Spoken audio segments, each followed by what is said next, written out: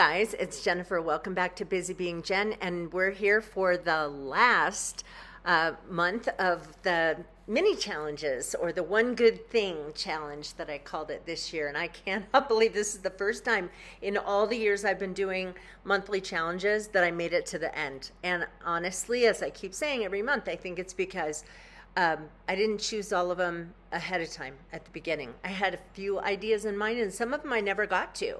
But I think that's why in the past, my idea to come up with a challenge for every month, starting, come up with all 12 at the beginning, I think it didn't work out because by the time I got to them, I wasn't really very interested in some of them. So anyway, all that to say, I actually have two things I'm going to do for this month. The first thing just came to my head right now. I have my area upstairs where I'm going to film. I have it mostly set up, but I just have a few more things to do. So here I am, still filming in my living room, but we'll have that set up soon. So okay, so that is one of my things, is to have that set so that I can start filming in that corner. I actually have a really long list of videos that I want to do on this channel and on my my Flagstaff Home channel, which is more of a home crafting, cooking sometimes kind of thing. And then my vlog channel. I'm currently in the middle of filming a vlog, just so you can be on the lookout for it, because I'm going out to Florida to get my mom to bring her back, to move back to Arizona. So yeah, I'm gonna start filming some of that stuff.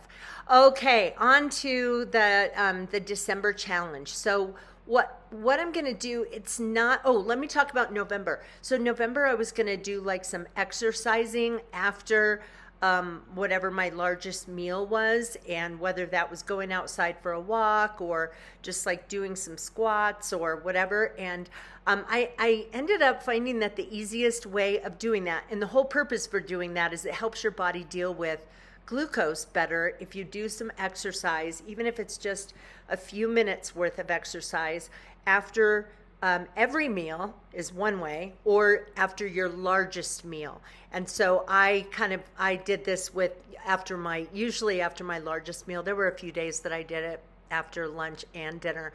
But John and I both started doing this because his doctor was kind of recommending the same thing. And so we would just set a timer for a couple of minutes, and then do even not necessarily even huge squats, but you do some little mini squats for a couple of minutes, and you start to get, you start to feel your muscles. The other thing that I did is I would like move my arms while I was doing some of these squats, and yeah, it makes you feel like you're putting your body to work a little bit. And apparently it is a good thing long term to deal with the glucose that your body produces, I guess, when you eat something. Now, that's not to say that this is the extent of the exercise that I plan to do, but I think that that's just a good way of, just kind of,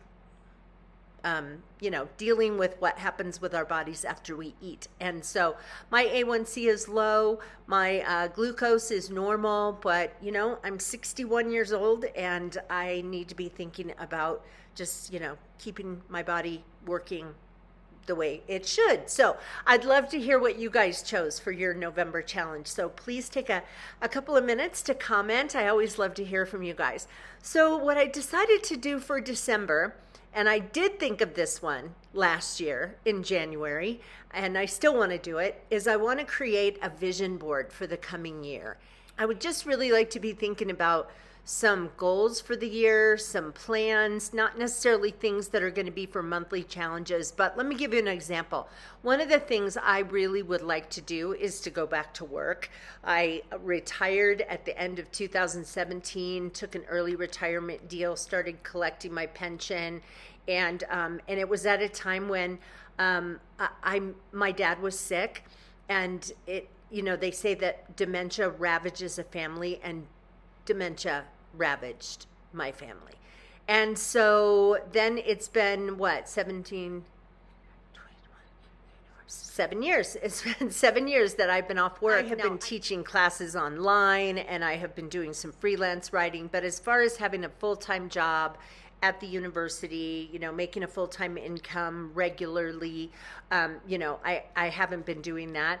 And I've just sort of been feeling like I want to, a couple of years ago when the university asked me to come back when they were trying to fill a couple of positions, I just loved interacting with my colleagues. I loved interacting with my students. I just love 20-something-year-olds, and several of my students still keep in touch with me. Just had coffee a few weeks ago with one of them, and yeah, so I am, as far as the vision board goes, I'm really gonna pursue this. I think there might be a position available that I could go back to that would allow me to, teach and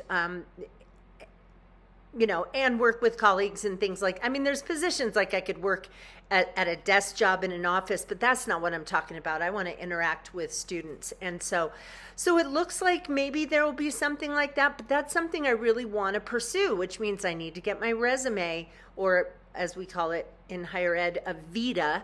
I need to get that in order. I need to ask people for letters of recommendation, all that stuff that I haven't done for 20 years. But yeah, so there are some other things, personal things that I would love to do. We haven't taken a vacation in years.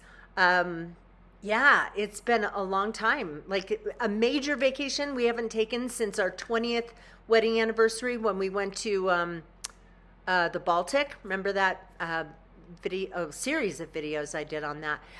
Anyway, that was in 2016.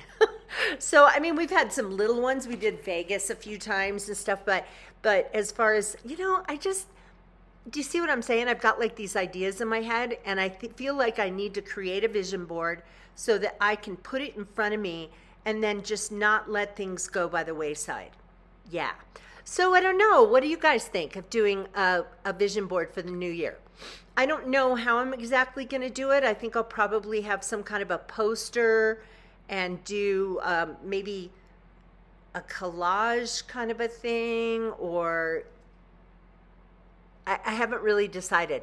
But I want something that I can create that puts all of my thoughts of the things I want to do in front of me, that I can have posted like in my office, and then just kind of keep things at the forefront. So anyway, you guys, as always, I would love to hear what you guys are planning to do for your December challenge. Congratulations to all of you who have made it this far.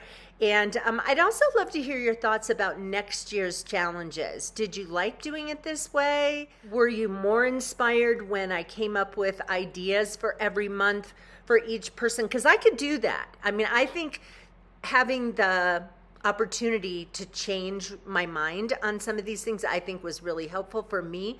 But if it's helpful for you to have me sort of come up with an idea a month for everyone to do, if just in case you can't think of your own idea, I'm happy to brainstorm some ideas like that.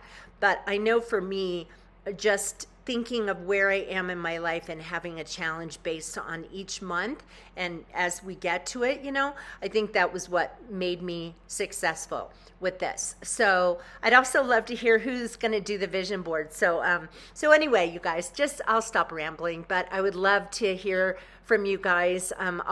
As always, thank you so much for your support of me on my 3 different channels: Jen's vlog channel, my Flagstaff Home, and Busy Being Jen. So I will see you guys. I was going to say I'll see you guys in the new year, but I know I'm going to be doing a vlog video on my other channel in a few weeks. And then also I may do one about just kind of announcing mini challenges for 2024 or 2025.